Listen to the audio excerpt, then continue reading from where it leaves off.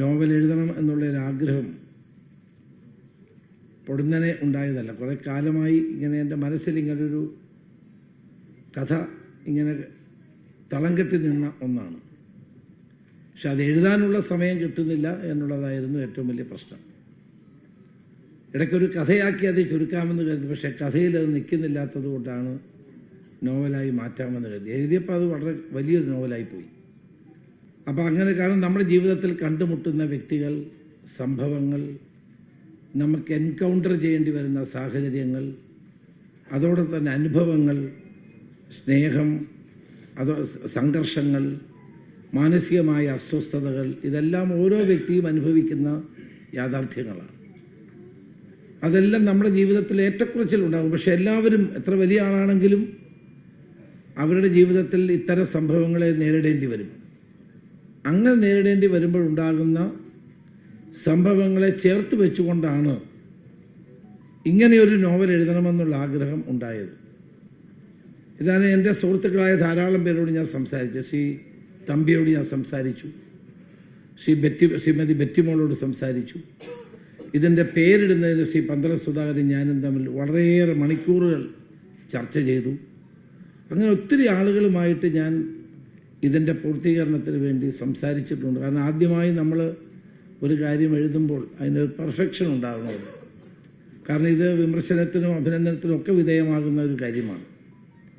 ഇപ്പോഴും ഇതൊരു പൂർണ്ണ നോവലാണ് എന്നുള്ള വിശ്വാസമൊന്നും എനിക്കില്ല. കാരണം ഞാൻ വായിച്ചിട്ടുള്ള നോവലുകളുടെ അനുഭവങ്ങൾ വെച്ചതൊരു പൂർണ്ണമായ നോവലാണ് എന്നുള്ള വിശ്വാസവും എനിക്കില്ല. അത് നിങ്ങളാണ് തീരുമാനിക്കേണ്ടത്.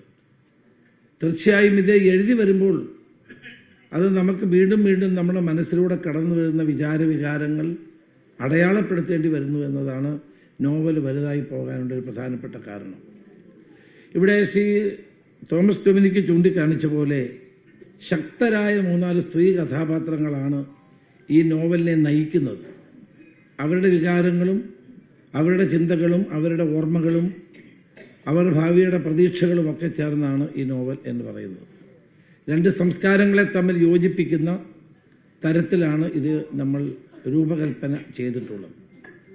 എൻ്റെ രാഷ്ട്രീയ ജീവിതത്തിൽ എന്നെ പിച്ച വെച്ച് നടത്തിയത് മലയാള മനോരമയാണ്.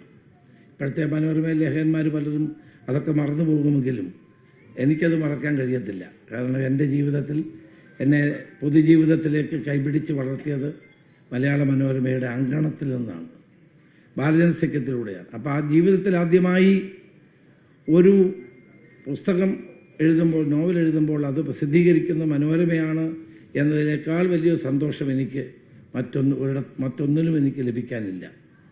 ഈ പുസ്തകത്തെപ്പറ്റി ചിന്തിച്ചപ്പോൾ, ഇതിൻ്റെ പുസ്തകത്തിൻ്റെ ഹെഡിങ്ങിനെ പറ്റി ആലോചിച്ചപ്പോൾ അതിൽ സുജിത് നായർ വലിയ പങ്ക് വഹിച്ചിട്ടുണ്ട്, പന്തളം വഹിച്ചിട്ടുണ്ട്, ബെറ്റിമോളുണ്ട്, തമ്പിയുണ്ട്, കോട്ടയത്തുള്ള എൻ്റെ അടുത്ത എഴുത്തുകാരായ സുഹൃത്തുക്കളുണ്ട്. അപ്പോൾ അവരോടൊക്കെ ഞാൻ പല ഘട്ടങ്ങളിലായി ഇതിനെപ്പറ്റി ചർച്ച ചെയ്തിട്ടുണ്ട്. കാരണം നമ്മളൊരു കാര്യം ചെയ്യുമ്പോൾ അതിൻ്റെ ഒരു പെർഫെക്ഷൻ ഉണ്ടാകണമല്ലോ എന്നുള്ള ആഗ്രഹം കൊണ്ടാണ് അതൊക്കെ ചർച്ച ചെയ്തത്. ഏതായാലും അത് പൂർത്തീകരിക്കാൻ കഴിഞ്ഞു, അത് സന്തോഷമുണ്ട്. ഇനിയും എഴുതണമോ എന്ന് ചോദിച്ചാൽ, എഴുത്തെന്ന് പറയുന്നത് അങ്ങനെ നിർബന്ധിച്ച് ഒരു ദിവസം രാവിലെ എഴുതാൻ കഴിയുന്ന ഒന്നല്ല.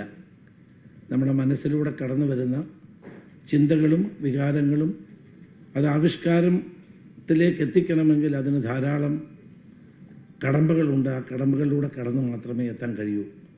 എങ്കിലും എൻ്റെ മനസ്സിൽ ഞങ്ങളുടെ നാടിൻ്റെ ഒരു കായംകുളം രാജാവിൻ്റെ ഭരണകാലം മുതൽ സ്വാതന്ത്ര്യ സമരം വരെയുള്ള അപ്പർ കുട്ടനാടിൻ്റെയും കുട്ടനാടിൻ്റെയും ഓണാട്ടുകാരുടെയും ഒരു ചരിത്ര നോവൽ എഴുതാനുള്ള ആരംഭം കുറിച്ചിട്ടുണ്ട് എന്ന് കൂടി ഞാൻ ചൂണ്ടിക്കാണിക്കും. ചെറിയ ചെറിയ മനുഷ്യരും ജീവിതത്തിൽ ചേറിലും പുഴകളിലുമൊക്കെ കുളിച്ചും ജോലി ചെയ്തും ജീവിച്ച കർഷകരും തൊഴിലാളികളും പാവപ്പെട്ട മനുഷ്യരും അവർ സ്വാതന്ത്ര്യ സമരത്തിൽ പങ്കെടുത്ത ചരിത്രവും ചെങ്ങന്നൂർ വെടിവെപ്പും, നമ്മുടെ നാട്ടിലെ ഓണമൂട്ടുന്ന കരയാണ് ഈ ഓണാട്ടുകര. ഏറ്റവും നല്ല മലയാളം സംസാരിക്കുന്നത് ഓണാട്ടുകരക്കാരാണ് ഞങ്ങളെപ്പോഴും ഗുപ്തൻ നായർ സാർ പറയാറുണ്ട്. ഗുപ്തൻ നായർ സാർ മാവേലിക്കരക്കാരനാണ്. ഏറ്റവും നല്ല അച്ചടി ഭാഷ സംസാരിക്കുന്ന മാവേലിക്കരക്കാരാണെന്ന് അദ്ദേഹം എപ്പോഴും എന്നെ കാണുമ്പോൾ പണ്ട് പറഞ്ഞിട്ടുണ്ട്. അത്തരം ഓർമ്മകളും ചരിത്രങ്ങളും മഹാനായ NP ചെല്ലപ്പൻ നായർ ഉൾപ്പെടെയുള്ള ത്യാഗധന്യന്മാരായ ഒത്തിരി സാഹിത്യകാരന്മാരെ സംഭാവന ചെയ്തത്. അതിലൊരാളാണ് ശ്രീ പ്രഭാവർമ്മയും, ഞങ്ങളുടെ നാട്ടുകാരനാണ്. അങ്ങനെയുള്ള ആ നാടിൻ്റെ ചരിത്രം എഴുതണമെന്നുള്ള ആഗ്രഹം എൻ്റെ മനസ്സിലുണ്ട്. പുറകെ നമ്മുടെ MG രാധാകൃഷ്ണൻ ഇരിപ്പുണ്ട്, എപ്പോഴാണ് കണ്ടത്. അപ്പോൾ ഒത്തിരി നല്ല സുഹൃത്തുക്കളുടെ പിന്തുണയും സഹകരണവും കൊണ്ടാണ് ഇതൊരു പുസ്തകമാക്കി മാറ്റാൻ കഴിഞ്ഞത്. എല്ലാവരോടും ഞാൻ നന്ദി പറയുന്നു. 97 വയസ്സുള്ള പപ്പേട്ടൻ ഇവിടെ വന്നു എന്ന് പറയുന്നത് എൻ്റെ ജീവിത സാഫല്യമായി ഞാൻ കണക്കാക്കാൻ ആഗ്രഹിക്കുന്ന ഒരു കാര്യമാണ്. അദ്ദേഹം വേറെ ഒരു പരിപാടിക്കും വേണ്ടി വന്നതല്ല, ഇതിനു വേണ്ടി മാത്രം ഇന്നലെ വൈകിട്ട് ഇവിടെ എത്തി, ഇന്ന് വൈകിട്ട് തിരിച്ചു പോവുകയാണ്. അദ്ദേഹം പട്ടികളെപ്പറ്റി അദ്ദേഹത്തെ വീട്ടിൽ ചെന്ന പട്ടികൾ മാത്രമേ ഉള്ളൂ, പട്ടികളെ മാത്രമാണ് അവിടെ ഉള്ളത് കൂട്ടുകാരായിട്ട്, അല്ലേ? മുഴുവൻ പട്ടിയാണ്. അപ്പം നമുക്ക് പേടി അങ്ങോട്ട് കയറാൻ. പക്ഷേ പട്ടികളെ ഇത്രയും സ്നേഹത്തോടെ കാക്കയൊക്കെ വീട്ടിനകത്തെ അന്തേവാസികളാണ്. പട്ടി, പൂച്ച, ഇതെല്ലാം. ഇപ്പം നമ്മളെ മലയാളിയെ ഒത്തിരി കഥ പറഞ്ഞ് പഠിപ്പിച്ചിട്ടുള്ള വ്യക്തിയാണ്.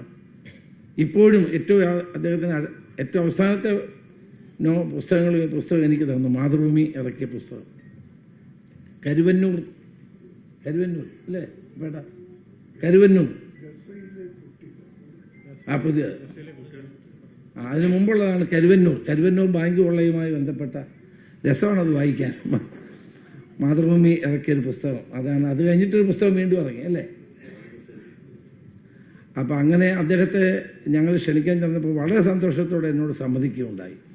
നമ്മളായിരിക്കും 97 വയസ്സുള്ള, നമുക്ക് ഏറ്റവും ഒരുപക്ഷെ ഇന്ത്യയിലെ ഏറ്റവും പ്രായം കൂടിയ കഥാകാരനാണ് പപ്പേട്ടൻ്റെ സാന്നിധ്യം നമ്മളെല്ലാം ആവേശഭരിതമാക്കുന്ന ഒന്നാണ്. അദ്ദേഹത്തിന് ഹൃദയം നിറഞ്ഞ നന്ദി ഞാനിവിടെ രേഖപ്പെടുത്തുന്നു.